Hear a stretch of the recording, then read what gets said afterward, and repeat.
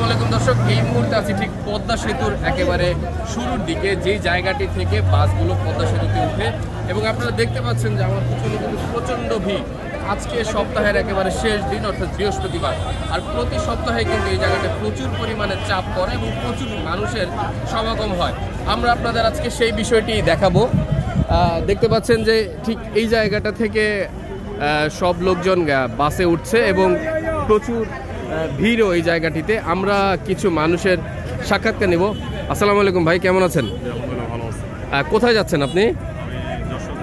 যশোর। কিন্তু এইখান থেকে বাসে ওঠার কারণটা কি?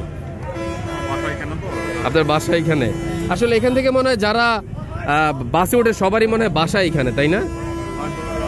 কারণ এখানে আসলে প্রত্যেক সপ্তাহেই একটা বড় ক্রাউড দেখা যায় মানুষের। ঠিক আছে ভাই, আপনি কি এখানকারই? আমতলি। এখান থেকে বাস উঠছেন কেন?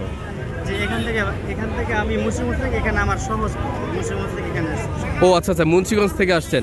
দর্শক, তার মানে বুঝতেই পারছেন যে আসলে এখানে ক্রাউড হওয়ার একটি মূল কারণ হচ্ছে যে এর আশেপাশে অনেক মানুষ থাকে যারা নদীর ওই পারে বিভিন্ন জায়গায় যায়, যার কারণেই কিন্তু আসলে তারা এইখান থেকে বেশিরভাগ লোকজন বাসে ওঠে। যদি আসলে এইখান থেকে বাসে ওঠার কারণে কিছুটা বিশৃঙ্খলা পরিস্থিতি সৃষ্টি হয়, কিন্তু তা উপেক্ষা করেও কিন্তু আসলে যাত্রীরা এখান থেকেই বাসে উঠছে এবং এই যে দেখতে পাচ্ছেন যে বাসগুলো এখান থেকে সরাসরি একেবারে সরাসরি পদ্মা সেতুতে উঠে ওই পারে যায়।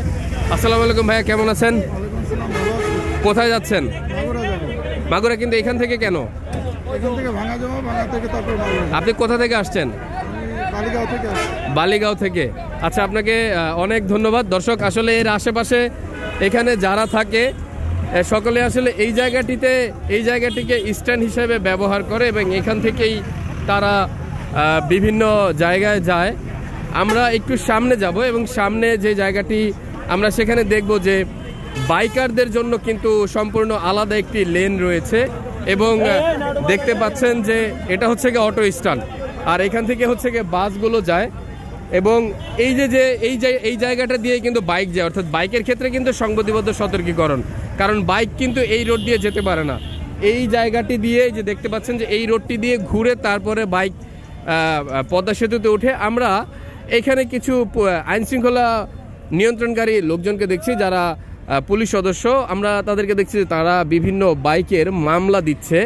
এর বিশেষ কারণ রয়েছে, বিভিন্ন কারণে তারা এই মামলাগুলো দিয়ে থাকে। কখনো ম্যাক্সিমাম ক্ষেত্রেই দেখা যায় যে বাইকাররা পিছনে যাত্রী নিয়ে হেলমেট ওঠায় না, আবার কখনো যত্রতত্র পার্কিং করে, কখনো বা একেবারে বেপরোয়া গতিতে তাদের গতিসীমা না মেনেই বাইকগুলো চালিয়ে থাকে, যার কারণে কিন্তু আমরা প্রায় শুনি যে এই জায়গাটিতে বিভিন্ন ধরনের অ্যাক্সিডেন্ট হয় এবং যার কারণে কিন্তু আসলে তারা খুবই সক্রিয় এবং তারা কিন্তু এই পর্যন্ত আমার দেখার মধ্যে বেশ কয়েকটা ড্রাইভারকে মামলা দিয়েছে। আমরা এখানে দুটি বাইক দেখতে পাচ্ছি, আমরা একটু তাদের কাছ থেকে জানতে চাইবো যে আসলে তাদের গাড়িগুলোকে কেন মামলা দেওয়া হচ্ছে। আমরা আসলে দেখতে পাচ্ছেন যে এখানে তারা দাঁড়িয়ে মামলাকে নিয়ন্ত্রণ করছে।